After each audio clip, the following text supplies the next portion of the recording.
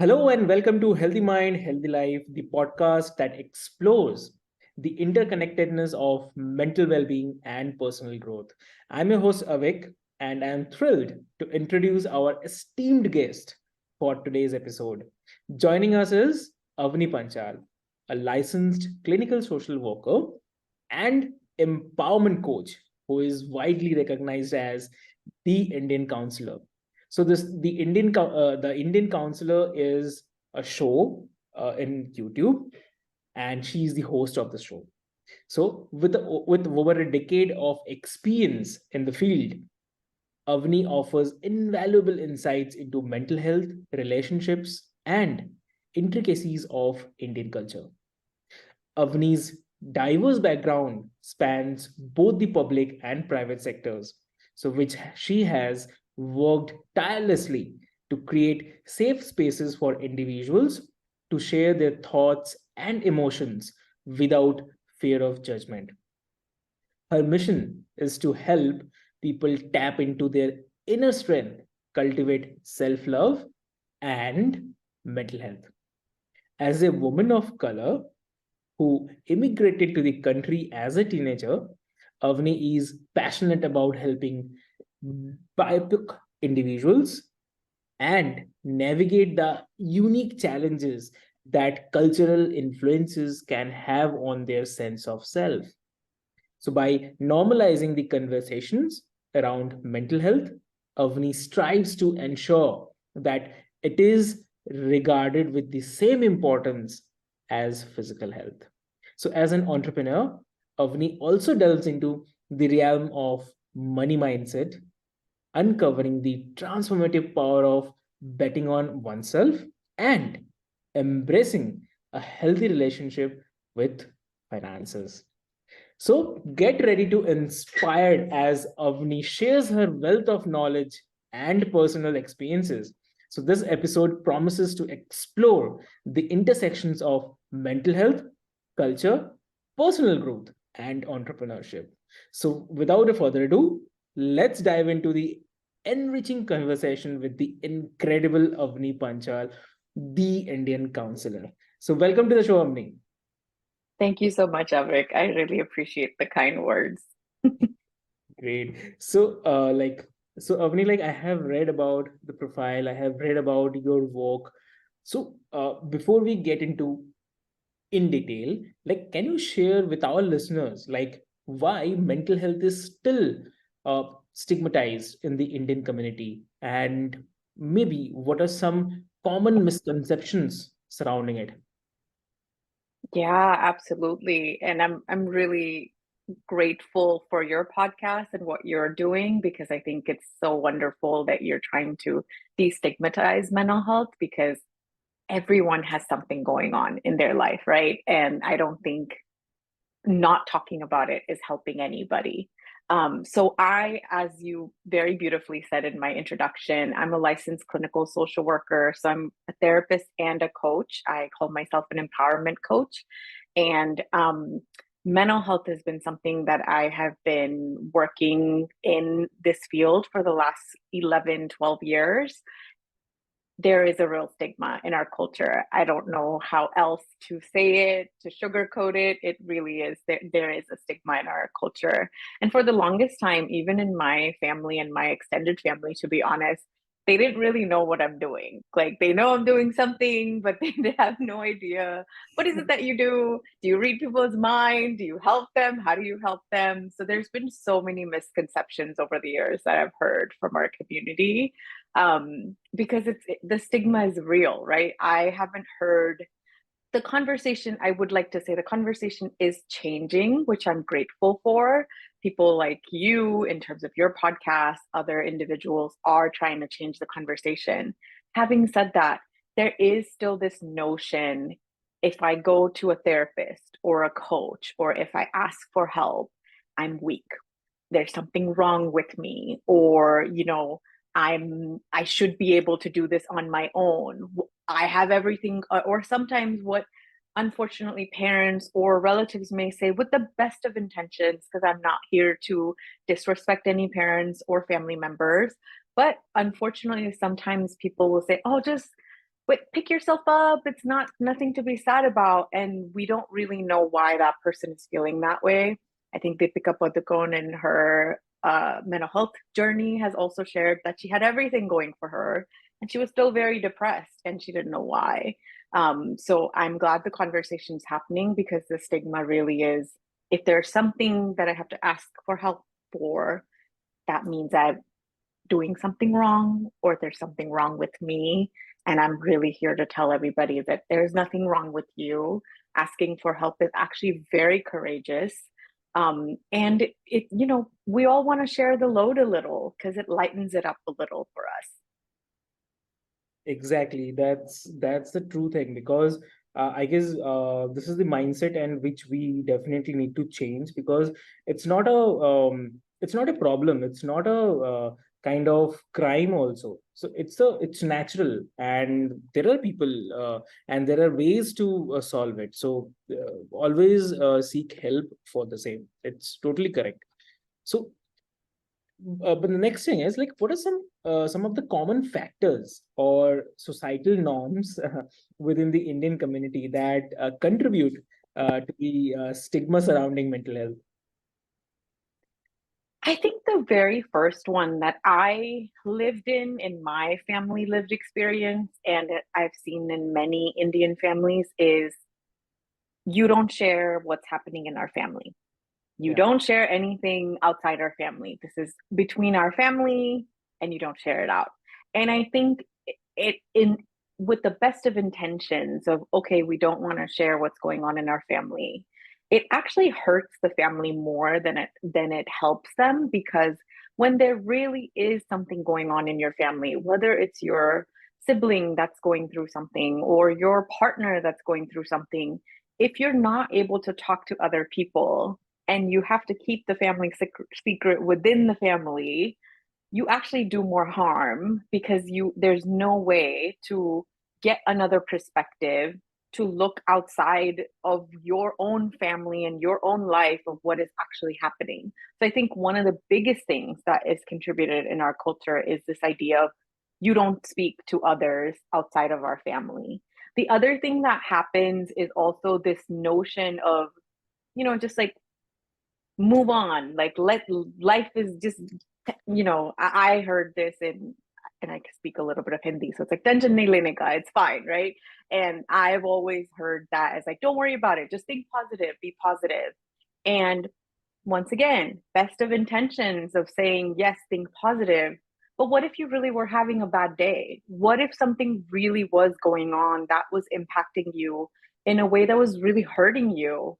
And for me to come and say, as your friend or as your partner or as your parent, say, don't worry, don't take tension, just be positive, doesn't necessarily acknowledge that you're going through something really difficult, that you may need some help.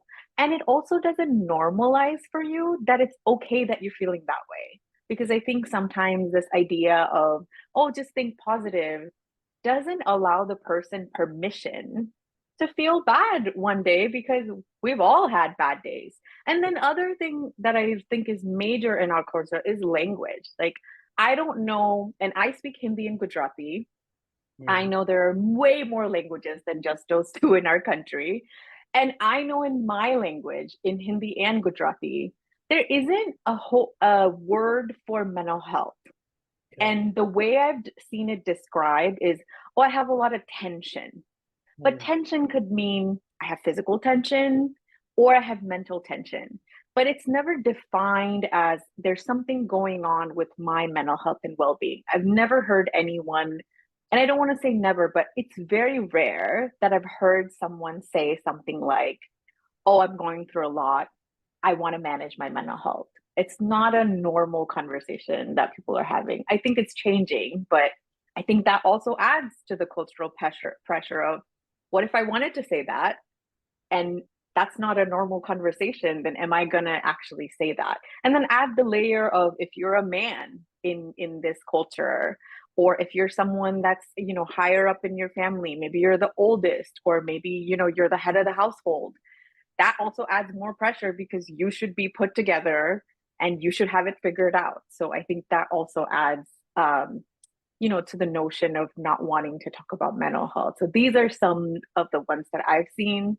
I know that's not an exhaustive list. You could tell me more, but these are definitely the top 3 or 4 that I've seen for sure. That's great. That's true. So, in your experience, like, how does the stigma surrounding the mental health impact the individuals within the Indian community? And, like, what are some of the specific challenges they may face? There's so many, and where do we begin, right? The thing that comes to mind, if we're thinking of just like upbringing, school. School is a big one because academics, I know in our culture, education is so highly valued. It's also very competitive. If you're in India, I know there's like 0.01% that determines whether you made it in the medical college or engineering college or you didn't. Um, so that just has so much competition. And I think that adds to the level of stress. Mm. That adds to the level of anxiety that someone feels. That adds to the level of depression if you don't feel good enough. I talk about imposter syndrome a lot because that is something that I work with very well with my clients, whether it's in coaching or therapy. I have seen a lot of Indian people, and not just Indian people, but because we're talking about our culture, I've seen a lot of Indian people really struggle with feeling like an imposter, whether it's when they have picked a major or whether it's they're doing the job and they don't feel like they really deserve the job. They have to prove their mettle. There's this constant drive of wanting to be perfect. I think some of that perfection comes from our upbringing, and this is not blaming any parents whatsoever. And I know many people, including my own family, where I got 94% on something, and then my dad very lovingly would be like, "Well, what about the six?" And even though he meant the best, he had the best intentions, what it actually ends up doing for the person is drive you to be perfect. And we know none of us are perfect. So if you're constantly striving for perfection, that actually is very anxiety inducing.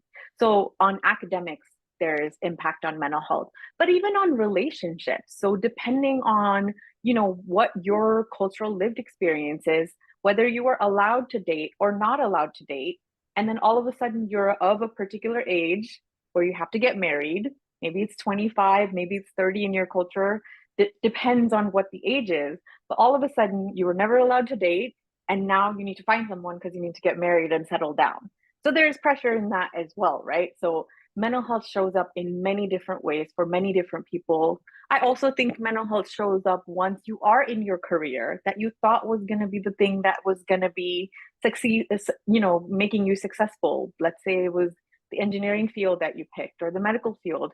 And now you realize you're burnt out, you're not happy. It's not helping you in any way, shape, or form to really feed your soul or bring joy. And you don't know what's wrong with you because you have everything going for you, but you don't know what's wrong. And oftentimes people don't want to talk about it because they feel I should be happy. I have the partner of my life. I have the house that I want. I have the car that I want. Why am I not happy? And they don't necessarily understand that maybe they haven't really taken any time to get to know them. Maybe they haven't taken any time to get to know what makes them happy. I have so many clients when I ask them, what makes you happy? They are literally sitting in silence and telling me, I don't know. I haven't thought about that.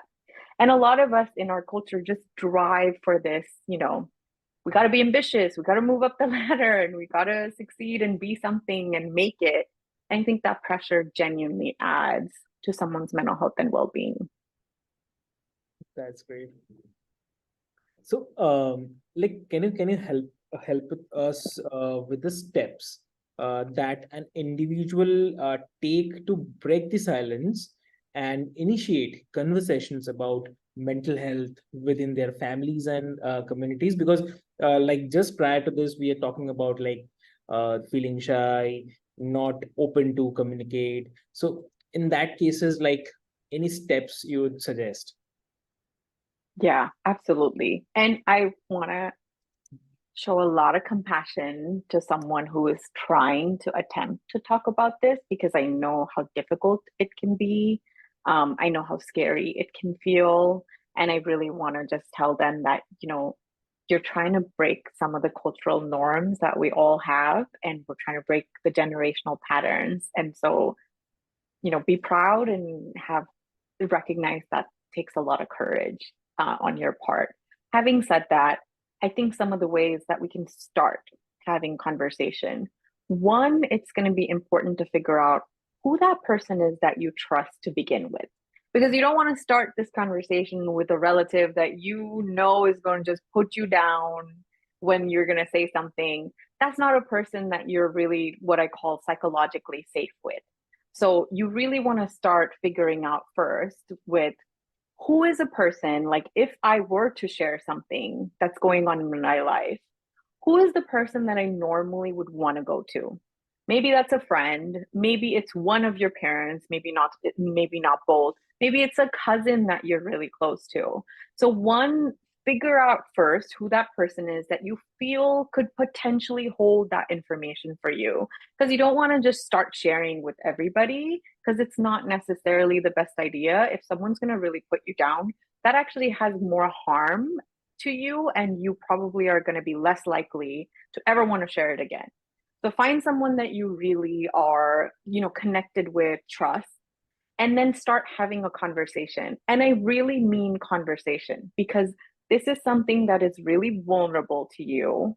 And vulnerability as human beings is not something that we like to do. And so think of it as a conversation. You don't have to say your whole life story in that particular conversation. You can simply start by saying, "Hey, I had an off day yesterday." Yeah. Take a pause, see whether your friend takes that up. Maybe your friend or cousin or whoever you've identified is going to say, "Oh, yeah, I noticed that with you too. What's going on?" Now you have an opportunity to share a little bit more. Maybe they hear, maybe you share a little bit more. Maybe they ask a follow up question. So think of it as a conversation that's a back and forth, but not necessarily like you have to bring a whole paragraph of your story and lay it all bare, because that's very scary to us if we've never done it before. So think of it as, what is a one sentence opening statement that I want to make, and see if my person will pick it up. Exactly. So, any cultural specific approaches are there, or maybe the strategies that can help in destigmatizing the mental health within the community? Absolutely. One of the big ones, and this goes across the board in no matter what the topic is we want to start normalizing the conversation. And when I say normalize, I really mean simply starting by saying something like, "It's okay."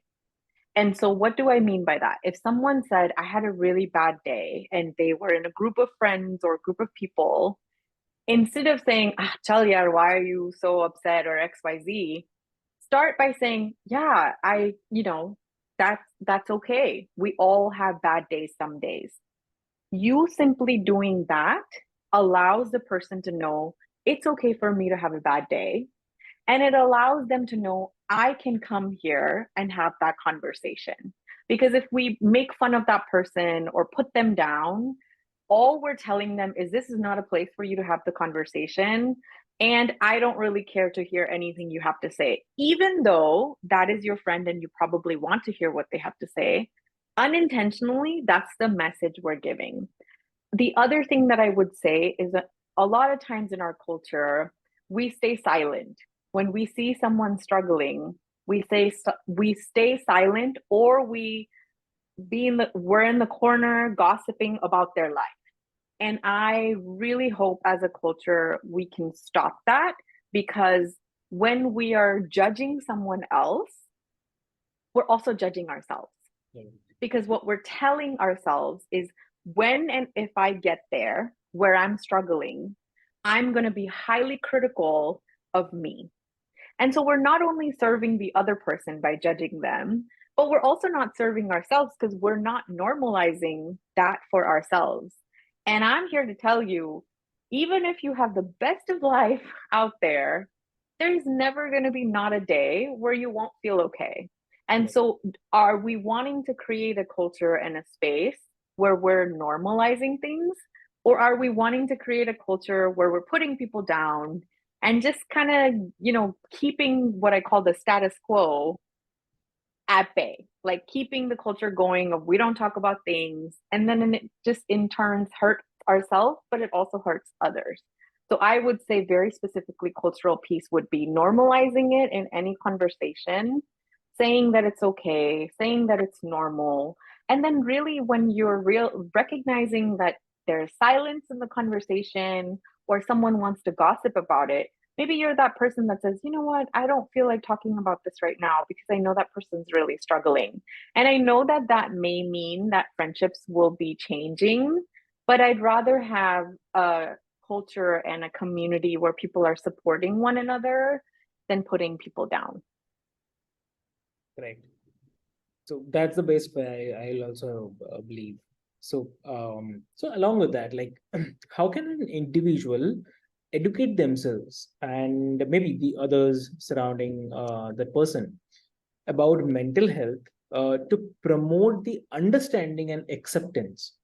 Because that actually matters, and somehow I believe uh, most of us lack this kind of understanding. Yeah, absolutely. And I think a lot of it has to do with language, right? So when I talk to my parents, for example, and this actually recently happened, they're going through a massive life transition, very good life transition of retirement. And I don't think they realize that they are having a lot of anxiety around that. My parents will never say the word anxiety because it's not in their vocabulary in that sense. Not that they're not educated, not that they don't understand, but it's just not something that they speak on their day to day language. So sometimes getting knowledgeable as an individual is getting the language to understand what you're going through. I also want to say it doesn't mean that has to be the word. So what do I mean by that? When I talked to my parents, I was like, this sounds like anxiety, but maybe you're calling it tension, or maybe you're calling it stress. And so be open to also using that person's language. So if they're not ready to say anxiety, but they're ready to say tension, it's fine as long as they understand that that is what's happening. So I would say, as an individual, get to understand the language because when I say mental health, people have a stigma around it. But if I ask you, how are you doing? That's a question related to your mental health. But no one is going to question me on asking you, how are you doing? So a lot of times it's this language that we feel, oh, that's something that's, has to do with mental illness or mental health. So I would say just get familiar a little bit more on what does it mean to practice and take care of your mental health and well-being. There's so many different, like your podcast is one, but there's so many other resources and books out there as well that really talk about what it means to have, healthy mental health and life being. So that could be reading books on happiness. That could be reading books on how to manage your stress. That could be reading books on burnout. So it could be myriad of different ways, but I would really genuinely say it's getting familiar with the language and how it shows up for you. So if you are someone that, realize, oh, I tend to overthink things, or I tend to, worry about my future, that's anxiety too. But maybe that's not what you call it. And so understanding, okay, this is also anxiety. I tend to call it stress. Now I have an understanding of this is how it shows up in my life. I think it's really going to help individuals. And then going back to my point in the last question, I hope you then bring it to your community of friends and cousins and circles, because then you can also say, hey, yesterday I noticed I tend to overthink. And you know what I realized? That's called anxiety. I didn't even know that that's what it was called. And so that can then be a conversation starter in your circles. That's great. So, okay. So when we're talking about the circle, so the next thing comes to my mind, like, uh, we often have friends, right? So when we have the friends, so we generally seek support, or maybe we disclose things with the friends. Now, Mhm. how can friends of those communities, I'm not talking about any particular community, but uh, any community, help support and create safe spaces for individuals who are struggling with mental health challenges? Yeah, it's a lovely question. And I think I go back to, are you normalizing it for that person? So are you making it okay for them to first come to you or come to the set of friends that are there to have this conversation? Are we making it okay? Are we making it safe to talk about these things? And the other thing that I would really ask the group of friends that are holding this person is, one, you want to make sure that information is confidential in your group, because if there is any way this is going out of your circle, um, and if the other person realizes that someone else also knows their story when they didn't want them to know their story, that actually also has a major hurt and impact on that person. So I'd really say, how do you kind of make this space a confidential space? And the other thing that I would hope that is happening, if this person is genuinely really struggling, there's only so much that friends can do. And I'm not saying that friends are not capable of supporting you. I have many wonderful friends in my life that have really helped me in so many ways. And there were certain times in my life where I knew I need some professional to come in and really support me, coach me through certain things. And so, as a friend, I hope you also understand that it's not entirely on you or your responsibility 100% for your friend's mental health to change. It may look like, hey, I'm here for you, I want to support you, and I really want you to also look at how we get some professional help for you, because I think that would be really helpful. So even normalizing that can be very helpful, because I think oftentimes, especially in our community, we tend to want to be like, yes, we're going to help you and we're going to get it done, and everyone's all supportive. And sometimes we also want to make sure that that person has an outlet outside of the friendship, because here's where I come in as a therapist or a coach. There are certain things that I can do as a therapist and a coach that a friend, because of the role you're in, just is not possible to do. Not that you're not capable, it's a different role. And sometimes people really do need a therapist or a coach to come in and guide them through what's going on, give them perspective, really give them the space they need to talk about things that maybe friends may not be able to do in that capacity. So I would say, one, normalize the conversation, keep it confidential, and then really open up space and option for, can we bring someone else in your life that can really support this for you? Great. So this is the scenario where the person or the individual is actually reaching out to his or her friends. But on the other side, like if that person is not okay, that person is actually trying to seek mental health support. But Mhm, the thing is, that person is kind of hesitating mhm. because obviously the stigma within the community. So in that case, so any particular or practical tips you want to share with the listeners? Yeah.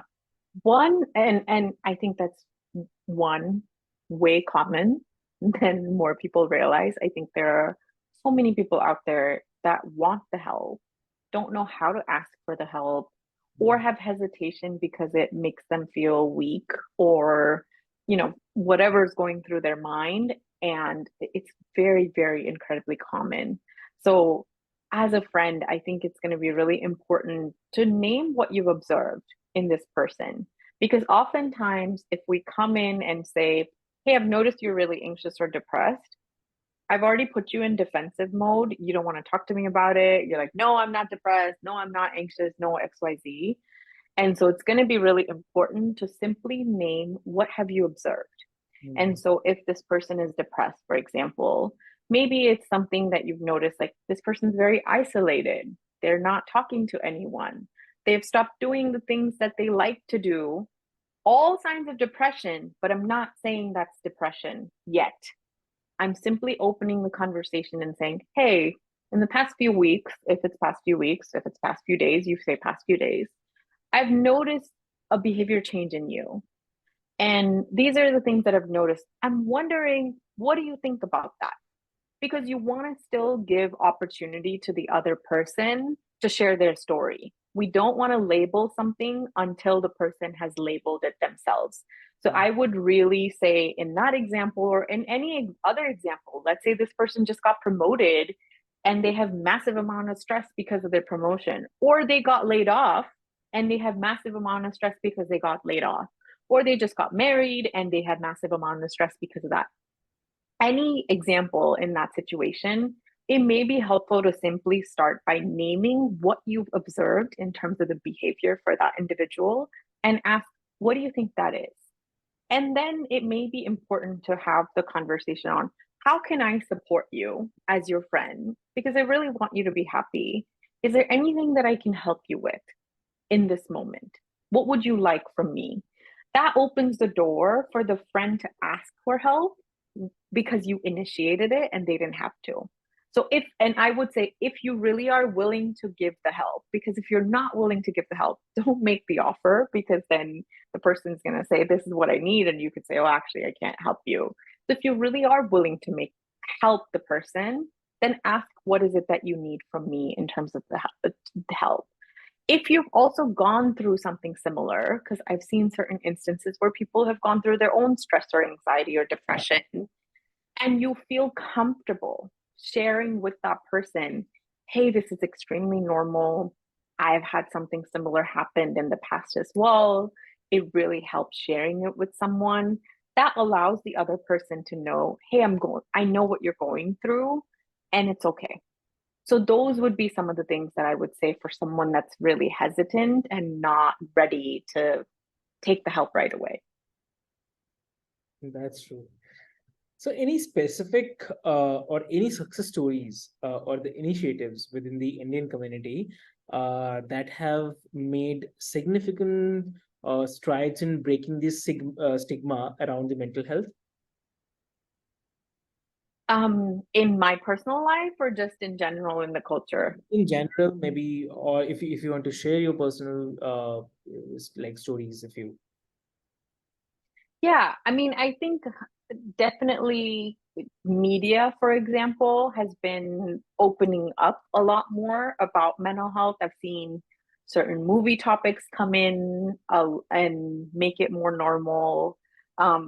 Certain shows come in that make it a little bit more normal. So I think just media in general is really opening up that conversation on mental health, because oftentimes in the past, when I've seen movies, mental health is sort of seen this thing as like, this person is quote unquote crazy, and I don't even like the word, but they're like weird and different. And I've now seen movie characters also have some sort of normalcy in, like, hey, I'm really stressed and I'm going through something, and that being normal. So I appreciate that in the media that conversation's changing. I think your podcast and so many other ones that I've seen on Instagram and YouTube are really trying to change that conversation. I personally am also trying to change that conversation with my YouTube channel, because I really do want to talk about some of the things that happen in our culture that, really impact us, but we don't talk about it. So as the Indian counselor, my whole goal is to want to make sure that we normalize these conversations around mental health so that there's less stigma. And I would say, just on a professional level, because have worked in this field for 12 years, 11, 12 years now, I've seen success. I've seen success firsthand for my clients. And it it is a lot of hesitancy maybe in the beginning that they may have, especially I've had a lot of clientele in our community. And there's a lot of hesitation in the beginning of, how does this work? Do I talk to you? Do I only come to you if there's things not working in my life? And then slowly, as the sessions go, whether it's for coaching or for therapy, they've seen a difference. They've become more aware. They've also realized, oh, wow, I didn't recognize how much this was impacting me. They're getting to know themselves. So I always say, when it comes to coaching or therapy, are you ready to invest in you? Because so many of us don't take the time to really get to know ourselves. And sometimes, because I really also want to name this, sometimes we're not given the opportunity to get to know ourselves because in our community, we're sort of sometimes told, you go do this major and you're going to marry this person. And I'm not saying that's true for every single person, but I know sometimes people don't even get the opportunity to get to know them and what they like or don't like, why they make particular decisions over another.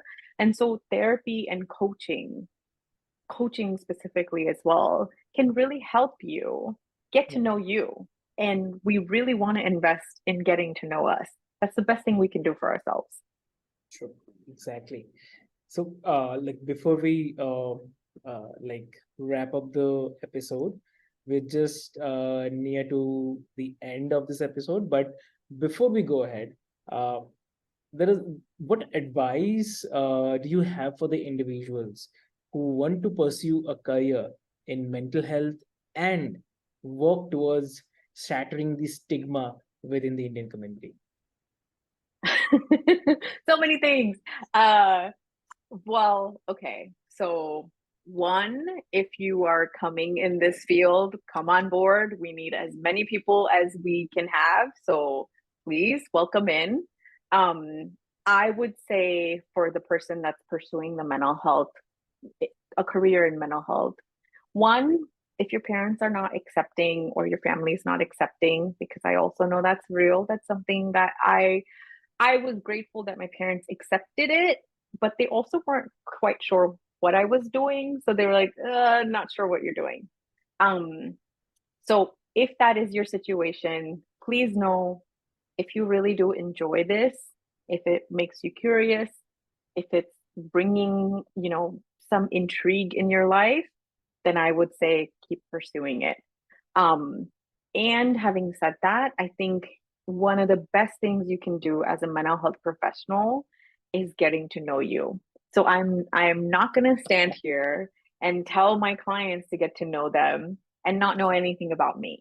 So I would highly encourage the person that's coming in the mental health professional to really take time to getting to know you. And what I mean by that is figure out what ticks you off, what makes you happy, why did you make a particular decision over another. I'm not saying get super analytical about it, but really start understanding why a particular thing drives you more than something else. Because the more you get to know you, the more you will start understanding how you show up for your clients.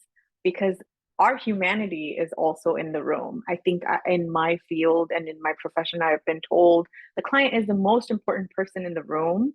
And yes, that is true. I'm just as important because if I'm having a bad day and I'm not taking care of me, that is bleeding into my session.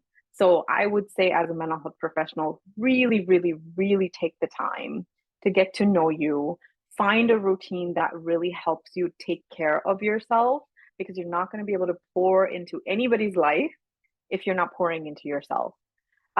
For those individuals who are wanting to shatter the stigma of mental health in our community, bravo, first of all.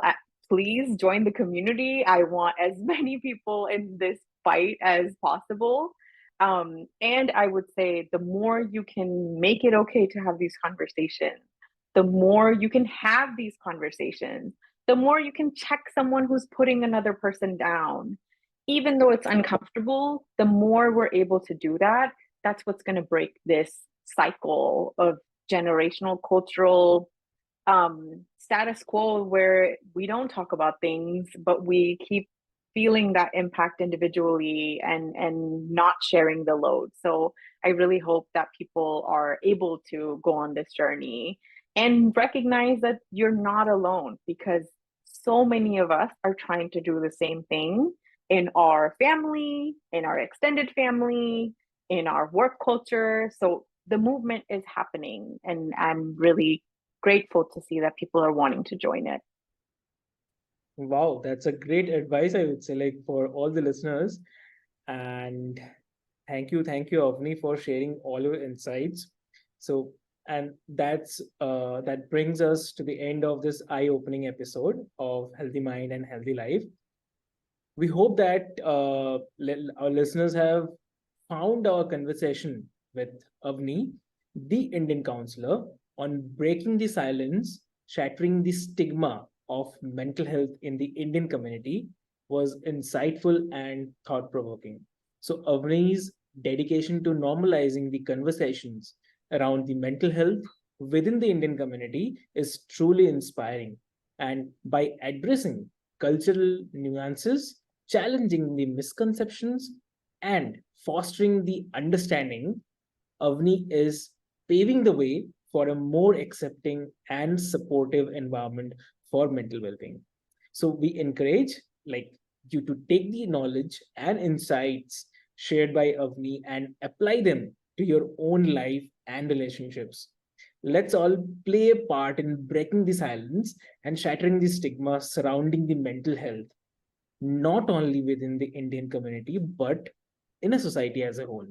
So, if you found this episode valuable, be sure to subscribe to our podcast and stay tuned for future episodes where we continue to explore the vital connections between a healthy mind and healthy life. So, thank you once again to our incredible guest, Avni, for her expertise, passion, and commitment to promoting mental health awareness. And thank you to all the listeners for joining us on this crucial journey of understanding and growth. So remember and remember and remember, as I always mention, so your voice matters, and speaking up, sharing, and supporting one another, we can create a world where mental health is embraced and celebrated. So, together, let's break the silence and shatter the stigma. Until next time, take care of your mind, nurture your life, and remember that you are never the alone in your journey towards mental well being. So, thank you so much. Thank you.